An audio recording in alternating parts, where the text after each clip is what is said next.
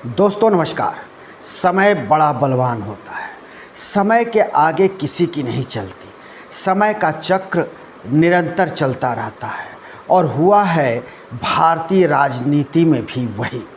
जी, 17वीं लोकसभा समाप्त होने के बाद लोकसभा चुनाव 2024 से जब चुनकर जो प्रतिनिधि आए वो 18वीं लोकसभा के लिए आज संसद में शपथ ग्रहण करने पहुँचे।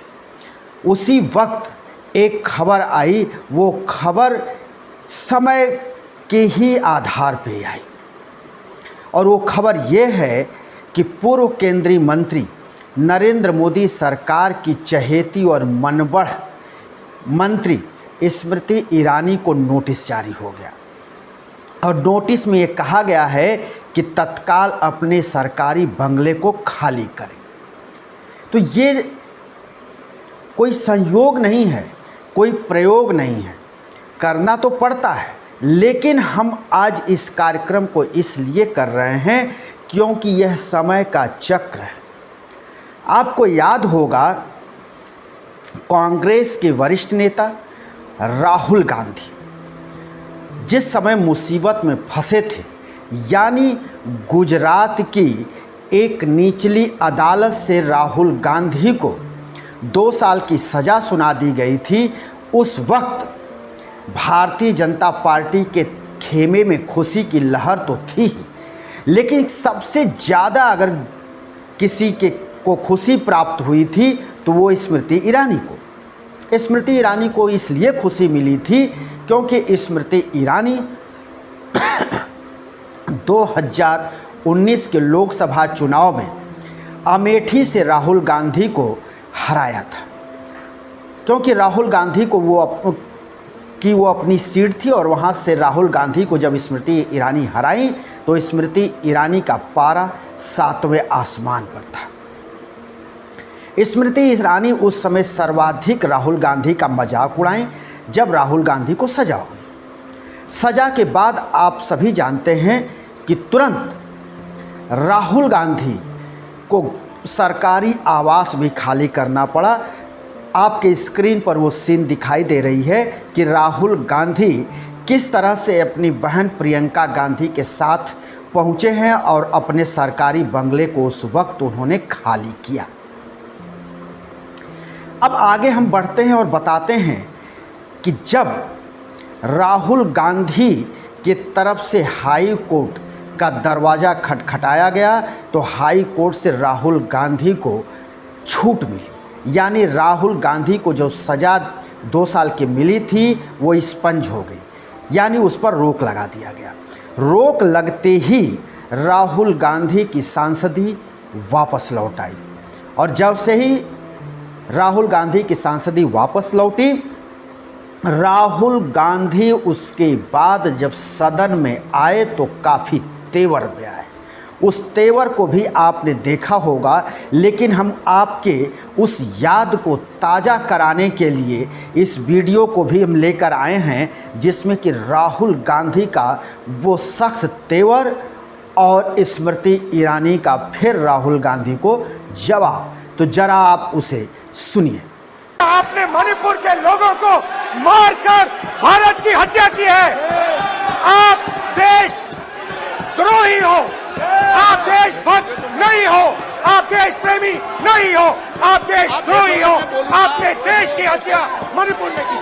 प्लीज आप बैठना चाहते नहीं बैठना चाहते, इसीलिए आपके प्रधानमंत्री मणिपुर में नहीं जा सकते हैं क्योंकि उन्होंने प्लीज देश की हत्या की है।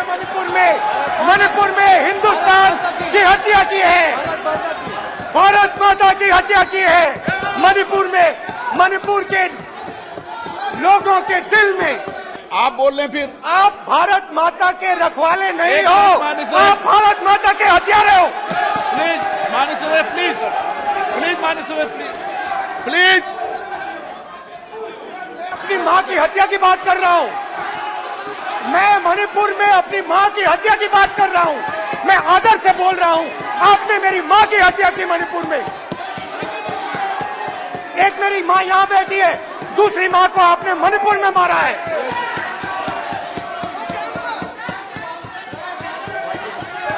हर रोज जब तक आप हिंसा को बंद नहीं करोगे तब तक आप मेरी मां की हत्या कर रहे हो। हिंदुस्तान की सेना मणिपुर में एक दिन में शांति ला सकती है। हिंदुस्तान की सेना का प्रयोग नहीं कर रहे हो क्योंकि आप हिंदुस्तान को मणिपुर में मारना चाहते हो। पहली बार राष्ट्र के इतिहास में भारत मां की हत्या की बात की और कांग्रेस पार्टी यहां पर तालियां बजाती रही। जो भारत की हत्या की बात पर कांग्रेस पार्टी ने ताली पीटी आज इस सदन में, इस बात का संकेत पूरे देश को दिया कि मन में गद्दारी किसकी है। आपने देखा कि किस तरह से राहुल गांधी जब कम बैक किए अपनी संसदीय को वापस मिलने पर, और किस तरह से उन्होंने मोदी सरकार पर हमला बोला, उसको आपने देखा। उन्होंने कैसे घेरा। उसके बाद स्मृति ईरानी की बात भी आपने सुन ली। लेकिन इतना ही नहीं, उसके बाद भी एक वाकया हुआ सदन के अंदर, जब सोनिया गांधी को स्मृति ईरानी ने भला बुरा कहा। अक्सर सोनिया गांधी संसद के अंदर शांत देखी जाती हैं, कभी वो अनर्गल प्रलाप नहीं करती और न ही किसी तरह का वो गलत व्यवहार करती हैं। लेकिन उस वक्त कुछ ऐसा हुआ था जिसमें अधीर रंजन चौधरी ने राष्ट्रपति को संबोधित कर दिया था राष्ट्रपत्नी के नाम से। उसके बाद सत्ता पक्ष के तरफ से हंगामा बरपा था। सोनिया गांधी से माफ़ी मांगी जा रही थी। उस समय सोनिया गांधी को किस तरह से अपशब्दों से स्मृति ईरानी ने नवाजा, आपके स्क्रीन पर। के साथ इस देश की सेवा की, तुम्हारे पुरुष नेता सड़क पर उसका अपमान करते हैं। माफी मांगो सोनिया गांधी इस देश से। इस देश के साथ इस देश की सेवा की, तुम्हारे पुरुष नेता सड़क पर उसका अपमान करते हैं। आपने देखा कि किस तरह से बार बार स्मृति ईरानी ललकार रही है कि सोनिया माफ़ी मांगो, यानी सोनिया गांधी की उम्र का भी लिहाज इनको नहीं है और सोनिया तुम माफ़ी मांगो, सोनिया तुम माफ़ी मांगो, इस तरह की बात कर रही है। ये स्मृति ईरानी का रवैया रहा। स्मृति ईरानी अमेठी से चुनाव क्या जीती थी, लगातार नेहरू गांधी परिवार को कोसती थी, राहुल गांधी का अपमान करने से नहीं चूकती थी, सदन के अंदर सोनिया गांधी को भी अपमानित किया, यहाँ तक कि सोनिया गांधी की पुत्री प्रियंका गांधी और दामाद रॉबर्ट वाड्रा पर भी स्मृति ईरानी लगातार हमला बोलती रहती थी, हमलावर रहती थी। यही कुछ दृश्य दिखा लोकसभा के 18वीं चुनाव को लेकर। जब सरगर्मी बढ़ी थी तो स्मृति ईरानी किस तरह से ललकारती थी कि राहुल गांधी को अमेठी आना चाहिए, राहुल गांधी भाग गए। लेकिन कांग्रेस ने पर्चा भरने के आखिरी दिन जो तुरूप का पत्ता चला, उससे भारतीय जनता पार्टी चित हो गई, जिसके तहत गांधी परिवार अपने सबसे नज़दीकी और रायबरेली अमेठी में बरसों से गांधी परिवार के तरफ से काम करने का अनुभव जिसे प्राप्त था, किशोरी लाल शर्मा को, उन्हीं को कांग्रेस ने मैदान में उतार दिया अमेठी से, और रायबरेली से राहुल गांधी 3.5 लाख वोटों से जीते, जबकि किशोरी लाल शर्मा ने स्मृति ईरानी को 1,20,000 वोटों से हरा दिया। उसके बाद ये जो स्थिति परिस्थिति बनी, उसके बाद ही बनी। वैसे तो जो भी सांसद चुनाव हारता है उसको अपने सरकारी बंगले को खाली करना होता है। जो मंत्री हारते हैं उनको भी दिल्ली के लुटियंस क्षेत्र में स्थित जितने भी बंगलों हैं उस रेंज में, उस सबको खाली करना पड़ता है। इसी क्रम में कई सांसद भी चुनाव हारे हैं, 17 कैबिनेट मंत्री भी चुनाव हार गए। तो जो लोकसभा के तरफ से नोटिस जारी हुई है वो सभी सांसदों को जारी हुई है, सभी पूर्व मंत्रियों को जारी हुई है, जिसके तहत पूर्व मंत्रियों को 11 जुलाई तक बंगले को खाली करना है, वहीं सांसदों को 5 जुलाई तक बंगले को खाली करना है। ये तो नियम के अनुसार करना ही पड़ता है, लेकिन स्मृति ईरानी के लिए इसका जिक्र करना आज बहुत ज़रूरी हो जाता है क्योंकि ये वही स्मृति ईरानी हैं जो राहुल गांधी को पानी पी पी कर कोसती थी, और जब राहुल गांधी ने अपना बंगला छोड़ा था तब राहुल गांधी पर उन्होंने काफ़ी अभद्र और अमर्यादित टिप्पणी की थी।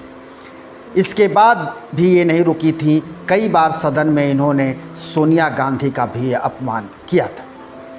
तो आज जो ये कार्यक्रम हम कर रहे हैं इसका मूल उद्देश्य है कि समय किस तरह से करवट लेता है, परिवर्तित होता है, उसी का ये एक नमूना है, जिसके तहत कभी राहुल गांधी को कोसने वाली आज वही पूर्व मंत्री स्मृति ईरानी भी सरकारी बंगले से बेबंगला हो रही हैं, बेघर हो रही हैं। तो ये इसीलिए इसका हमने शीर्षक भी दिया, राहुल को ताना मारने वाले स्मृति भी होंगी बेबंगला, यानी उनकी भी सरकारी जितने भी तामझाम मिल रहे थे वो सबसे वो दूर होंगी। तो इस तरह से 17 मंत्री और कई सांसदों को बंगला खाली करना है। लेकिन मज़ेदार बात है कि लोजपा के 2 फाड़ करने वाले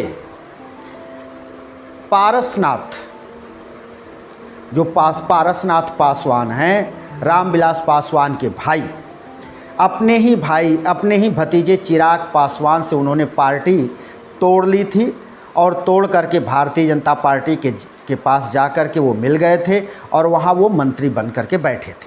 लेकिन इस चुनाव में भारतीय जनता पार्टी ने उनको तवज्जो नहीं दिया, उन्हीं के जगह पर उनके भतीजे चिराग पासवान को तवज्जो दिया। चिराग पासवान 100% के रेटिंग से 5 उनको सीटें मिली थी बिहार में और 5 को वो फतह कर संसद पहुँचे हैं और मंत्री भी बनाए गए हैं। ऐसे में लेकिन ये सवाल उठता है कि पारसनाथ पासवान को